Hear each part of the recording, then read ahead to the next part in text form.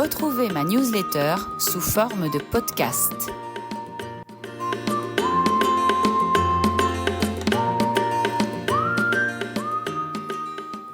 Un nouveau monopole est né, qui règne sur un secteur proposant en principe une alternative très peu chère aux fruits et légumes frais. Personne n'avait osé, Israël l'a fait, la conserve hors de prix. Pour une alimentation optimale, on essaye de donner la priorité aux fruits et légumes frais, plus attractifs et disponibles en saison. Avant même l'arrivée des surgelés, qui ont largement remplacé certains fruits et légumes frais vendus à des prix élevés, il y avait évidemment le recours, moins sexy mais à prix plancher, aux conserves. Conserve comme surgelés, il est important de le rappeler, préserve toutes les vitamines et les minéraux des légumes et fruits. On avait l'habitude de dire, quand quelqu'un était vraiment dans la détresse financière, qu'il se nourrissait uniquement de conserves. Mais dans notre beau pays, aucun de ces paradigmes ne fonctionne. Les fruits et les légumes, qui étaient très abordables, ont vu leur prix augmenter de près de 40% sur les 5 dernières années. Les surgelés sont hors de prix, car ils sont aux mains du monopole Sunfrost, qui appartient à Tnuva, et tous les franco-israéliens évoquent avec nostalgie le Picard surgelé qui se trouvait près de chez eux et qui permettait d'acheter fruits et légumes de bonne qualité à des prix imbattables. Restent les conserves. Elles ont toujours été chères en Israël. Selon l'indice de comparaison des prix construit pour mon application Caspenou, l'écart de prix moyen début 2024 était de 75%. Aujourd'hui, cette situation a largement empiré avec la prise de contrôle de la société Zan Lacolle et de sa marque Yachin sur le marché des légumes en conserve. Zan Lacolle a été créé en 1940 par la famille Scheinfeld et s'est rapidement imposé comme leader sur le marché des conserves, rentrant en bourse dès 1983. Son usine se trouve à Alon Tavor, près d'Afula, dans le nord du pays. En 1988, elle a acquis une autre marque du même secteur, Yachin, dont l'histoire est passionnante et emblématique de l'évolution économique du pays. Yachin a en été fondée en 1927 par la Histadrout comme une coopérative autogérée dans le but de consolider et d'installer l'agriculture juive du Yishuv. L'entreprise cultivait des fruits et légumes, les conditionnait et les vendait, et elle a été une des pionnières du développement de la culture des agrumes en Israël. Cette coopérative avait des objectifs sociaux revendiqués. En effet, 1927 avait été marqué par un chômage important dû à des difficultés à employer tous les nouveaux immigrants de la 4e Aliyah. De grosses sociétés privées qui possédaient des capitaux importants avaient commencé à acheter des terres pour y planter des vergers, y employant leurs ouvriers agricoles dans des conditions très difficiles, à bas salaire. Yachin se posait donc en concurrente avec une vision sociale et sioniste. Une belle histoire. Sauf que, comme pour beaucoup de coopératives, les années 90 ont été celles de la crise financière et des privatisations de masse, en raison d'une part d'une adhésion de plus en plus importante à une idéologie capitaliste et libérale suite à la révolution conservatrice de 1977, mais aussi à l'incapacité de ces sociétés mal gérées, incapables d'assainir leur gestion, de changer de comportement. Yachin n'a pas fait exception. En 1992, elle a été vendue à l'homme d'affaires Sami Shimon. Tout comme Tnuva et de nombreuses entreprises pionnières en Israël, Yachin possédait un grand patrimoine immobilier, comprenant des vergers situés dans des zones très recherchées du centre du pays, des terrains industriels, ainsi que l'immeuble Yachin, situé en plein centre de Tel Aviv, à l'intersection des rues Ibn Gvirol et Kaplan. Après la vente, toutes ces activités agricoles ont disparu, englouties par des projets immobiliers.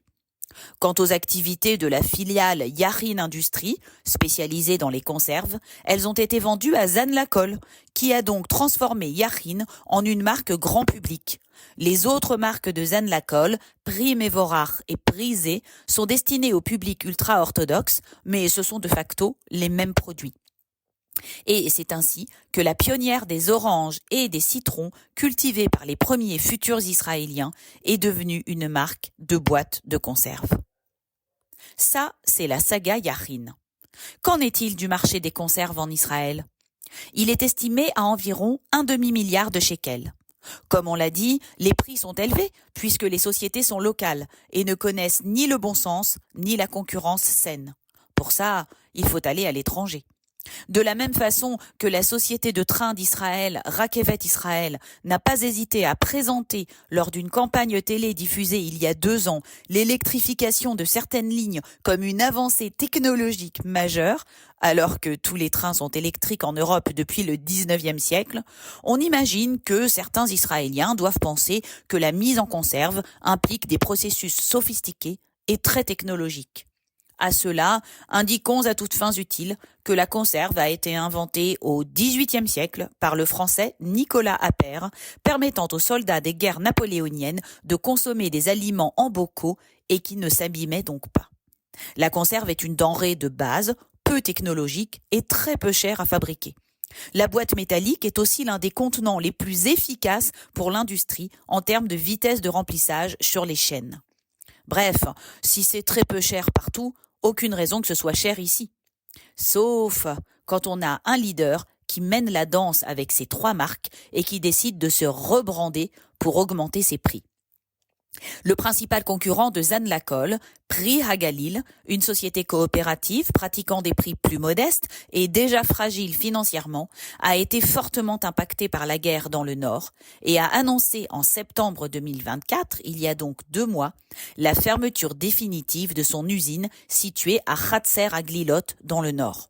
Dès lors, Yachin s'est retrouvé en situation de quasi-monopole. Étant donné la guerre et les difficultés économiques des ménages, Yachin a-t-elle décidé de se contenter de cette augmentation mécanique de ses ventes suite à la disparition de son concurrent ? Que nenni ! Elle a opté pour une très forte augmentation des prix afin d'exploiter au maximum sa position dominante. Elle s'est ainsi conduite comme toutes les autres sociétés de l'alimentaire israélien, profitant sans vergogne de la situation difficile des familles et augmentant ses marges de façon exagérée, voire indécente. C'est ainsi que 2 mois seulement après la fermeture de l'usine de son principal concurrent, le prix des conserves Yachin a augmenté de façon importante. Aujourd'hui, le prix moyen au niveau national d'une boîte de maïs de 335 grammes est de 9 shekels 69, plus de 2,50 €. Et Yachin annonce une nouvelle augmentation de 10% début janvier. Donc, monopole plus gouvernement inactif plus chutzpah égale prix décollé de la réalité. Qui a ne serait-ce qu'une pensée pour les familles du secteur général qui peinent à joindre les 2 bouts. Pas Yachin en tout cas. Par contre, Pri Mevorach, qui est, rappelons-le, la marque Méadérine, ultra cachère, destinée au secteur ultra-orthodoxe et qui vend exactement le même produit, fabriqué dans la même usine, vend ce même maïs beaucoup moins cher, dès 5 shekels 90 la boîte, dans des enseignes comme Sha'arei Revacha. Conclusion.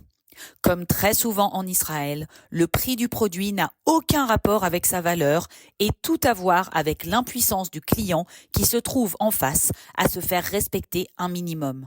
Et seuls les secteurs de consommateurs qui refusent tout simplement d'acheter quand le prix est exagéré se voient gratifiés d'offres un peu plus normales, même si les prix restent largement supérieurs à ceux de l'Europe. Il faut donc continuer le nomadisme. Tous les produits se valent plus ou moins et acheter systématiquement les promos et les produits les moins chers et aussi, et je dirais surtout, s'ils sont tout en bas du rayon. Soyons, nous aussi, pionniers de la nouvelle consommation.